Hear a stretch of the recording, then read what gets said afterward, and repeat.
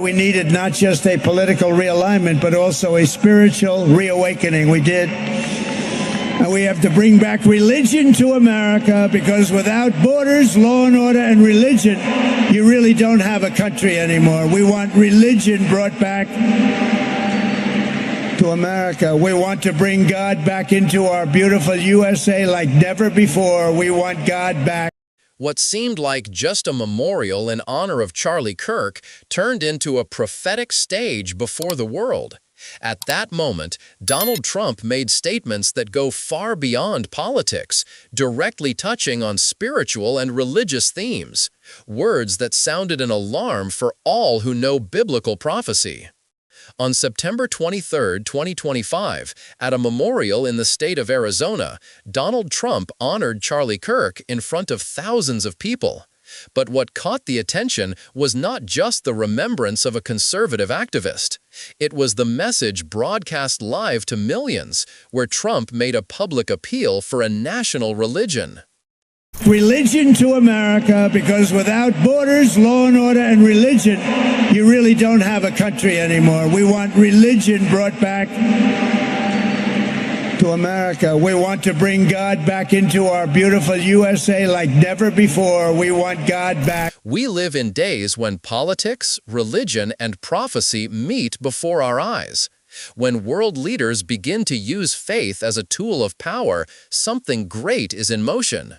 The Bible already warned us that the time would come when civil laws would become intertwined with religion, and that this union would be the prelude to something much greater, the imposition of Sunday as a holy day. What once seemed distant is now being spoken of openly before the crowds. After Charlie's assassination, we didn't see violence. We didn't see rioting.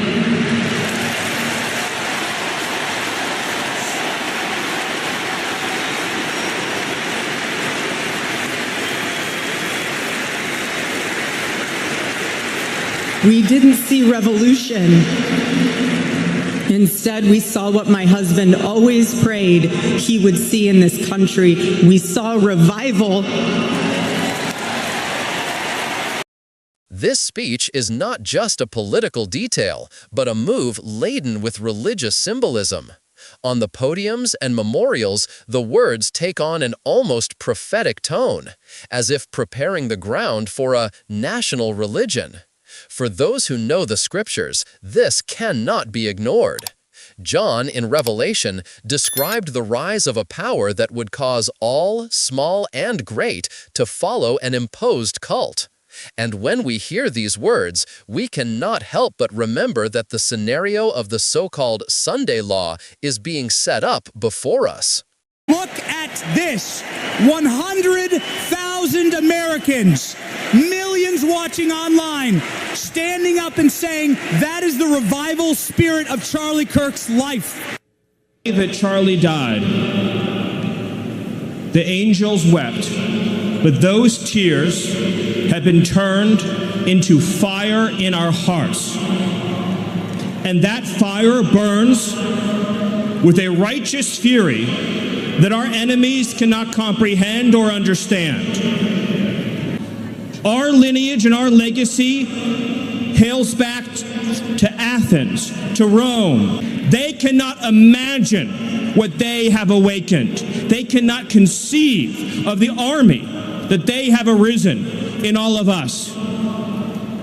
You cannot defeat us, you cannot slow us, you cannot stop us, you cannot deter us. We will carry Charlie and Erica in our heart every single day and fight that much harder because of what you did to us. You have no idea the dragon you have awakened. Charlie Kirk's sacrifice did not end with his death. On the contrary, it was transformed into a mission that mobilizes hearts and awakens faith. Western civilization, in his words, was uniquely saved by his legacy. But the call is not just to remember Charlie. It is to put on the armor of God, confront evil in high places, and continue the fight he started. Come to find that in the final moment, that Western civilization was saved through Charlie's sacrifice in the only way possible, by returning the people to Almighty God.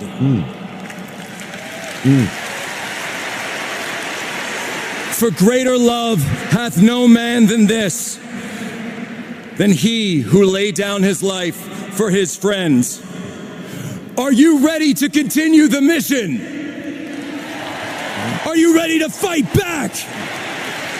And are you ready to put on the full armor of God and face the evil in high places and the spiritual warfare before us? Then put on the full armor of God.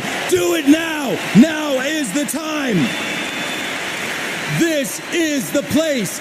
This is the turning point for Charlie. Friend Kirk clip. Charlie Kirk made it clear that his mission is not to create divisions between religions or impose specific dogmas. The goal is to lead people to the cross and the fullness of truth, a universal faith that transcends traditions and established dogmas. This position challenges religious institutions and provokes intense debates about faith, obedience, and spiritual authority. Who loves Catholics? I love that you're doing it, but let me just edit what you say. Here's the no, it's a big one. You didn't catch it, Michael. Yeah. Is that your goal should be to bring people to Jesus, not Catholicism? Yo, hold on. No. What's the difference? I don't think. Hold on. I'm not saying that they're contradictory, but your goal should not to be to bring people to a specific sect of Christianity. It is to bring people to the cross. You're saying to bring people to the fullness of the truth and the universal faith. Yes, but not the maxims of every Catholic dogma. No, I mean, for example, am I a Christian if I don't believe in Mariology? Well, we're talking about the fullness of the truth. We're talking about. But you still. Am I a Christian if I don't believe in transubstantiation? You are a little confused. Charlie Kirk's clip, 8:39 to 9:14. What we witnessed at Charlie Kirk's memorial is not just emotion or politics. It is a manifestation that connects directly with the prophecies of Revelation. When political and religious leaders unite to promote a national faith, they are creating a scenario that the Bible has warned about for centuries. John describes in Revelation 13 a power that speaks like a dragon, deceiving multitudes and imposing loyalty to a united religious and civil system. Every word from Trump, every cry to bring God back to America, every call to the armor of God, echoes elements of this prophecy. The dragon, the fire, the false revival. What seemed like just a tribute to a man turns into a stage for something bigger, a movement that tests faith, seduces hearts, and paves the way for the Sunday law. And it's not just a matter of politics. It is spiritual. It is the imposition of a cult, the union of church and state, the manipulation of religious values for human ends. Those who do not know the scriptures may see only religious fervor. But those who read the Bible understand that this is a direct warning. The false revival is rising, and the faithful must discern, stand firm, and not be deceived. The union between politics and religion, the revivalist rhetoric, and the mobilization of crowds are clear evidence of a movement that tests everyone's faith and paves the way for the so-called Sunday law. Our responsibility is to remain vigilant, discern the truth, and strengthen our faith in God's commandments. We cannot allow ourselves to be deceived by false revivals or by those who try to mix human power with spirituality. If you feel this message is important, like the video, leave your comment saying what you think, and share it with friends and family. Subscribe to the channel so you don't miss alerts about prophecy, global events, and signs of the last days. And tell us, are you prepared to recognize true revival when it comes?